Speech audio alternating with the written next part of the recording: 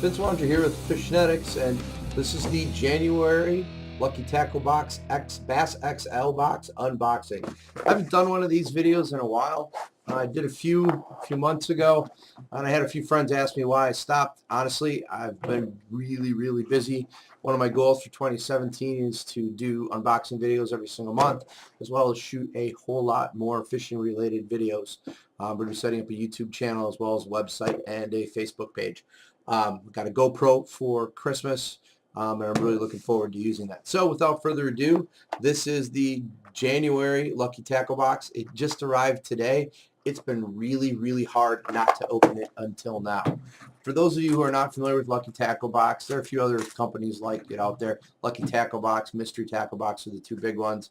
Basically, you sign up for a flat fee, usually between $15 and $20 some a month, and they send you a box of fishing equipment, usually random stuff, usually seasonal, so you're not going to get stuff in the midsummer. Like, you're not going to get scum frogs to chuck for topwater fishing in the middle of January. If I got one of those in this box, I would be incredibly surprised. I'm expecting to get things like jerk baits and bass jigs and things that are a little bit more seasonal. Granted, I live in Wisconsin, so there's not much bass fishing going on unless it's through the ice.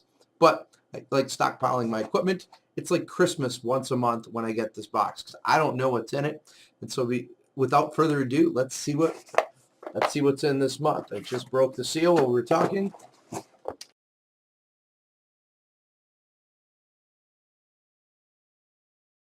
What's in the box? What's in the fucking box? All right, let's see what's in the box. So the first thing, open it up, we're going to look at the Wagon Shad from Throwback Lures. It's a small crankbait. We're going to open it up. According to the back, it will dive about 10 feet down and gives off a ton of vibration, and it's got a unique offset lip. So if you look at it, you can kind of see that lip. It doesn't go in exactly. It's got a unique body shape. It's also got kind of a cool color scheme. There is no rattle in it, so it's more of a silent lure. And it's also a narrower lip. So while it might have it says it got a lot of vibration, it's not going to be a really wide wobble. It's going to be a really tight wobble. So it'll probably be really good in spring. I like the size of it. Particularly, it'll be really nice in spring. I'm not sure about the hooks. I may swap out the trebles. I don't know what kind of trebles there are on it, but they look kind of cheap. But all in all, it's a good opening bait to start with. I'm anxious to give it a try. I love crankbaits. It's one of my favorite techniques for fishing for bass. The next one is the Biowa Tail Gunner. So Biowa Tail Gunner, it's a swim bait. It's a little bit different of a swim bait. So first of all, it's got B2A scent, so it's got scent worked directly into it. But it's a little bit different of a shape. Most plastic swim baits, they look like this, and then the boot comes and hangs straight down. That's not the case. It's actually designed to be rigged like this, flat, so whatever you rig it on, particularly as a trailer hook, like a trailer bait on a chatterbait or a spinner bait, it's going to give it some lift. And then it's got the wobble. It's got a nice color scheme to it. Now, I watch a lot of In Fisherman. One of the things they've been doing over the last year or so, some of the episodes of In Fisherman, is they were rigging swim baits like this sideways so it would have this type of a profile, so it's more flat. This is the first one I've seen where it's intentionally designed like that. I'm looking forward to giving this a try and some chatterbaits and spinnerbaits this spring for pre-spawn bass, and I have a hunch it's going to do quite well. The next bait in the box is one of my favorites. It's a Rage Craw. These are the Strike King Rage Craws. They have scent embedded into them. They are absolutely incredible on just a jig head, on a trailer, on a bass jig. Honestly, trailer on a buzz bait, a spinner bait, a chatterbait. They have a ton of action.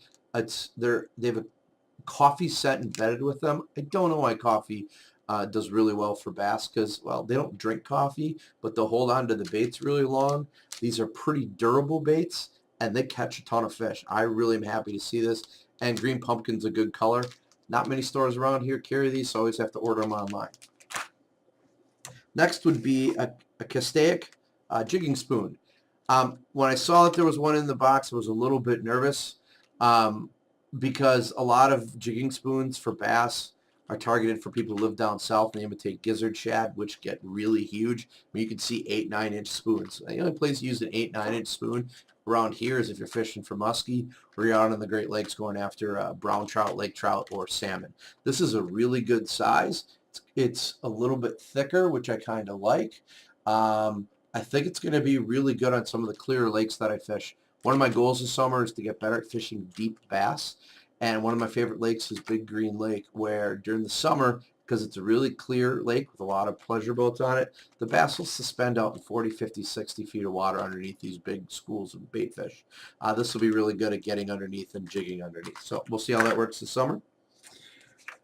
Let's see, can I say it? And the last part about this would be what was in a normal bass box would be 3/0 mustad worm hooks. You always get some kind of hooks or terminal tackle in every single one. I got a ton of these, so let's just go with the rest of them. Now, the two extra bonus ones. The value of these two baits together is like 26 bucks alone. So, Yozuri floating jerkbait. I love the color scheme. It's got this prism pattern, which is going to reflect a ton of light. It is a floating model.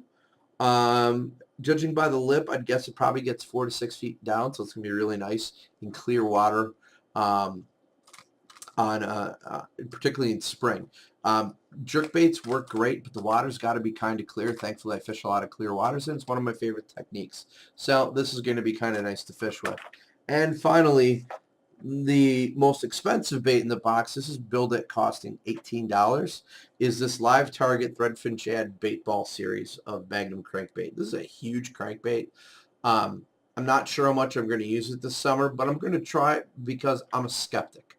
And I'm hoping Live Target makes a believer out of me. You see how this bait, it doesn't look like a single bait fish. It looks like a small school of them together. I've seen a lot of these in stores, and part of me wonders if they're designed to catch fishermen and not fish. I watch a ton of TV as far as fishing shows go. I watch a ton of stuff on YouTube. I know a lot of guys who fish, and I don't know anybody who catches a ton of fish on these. I've seen them.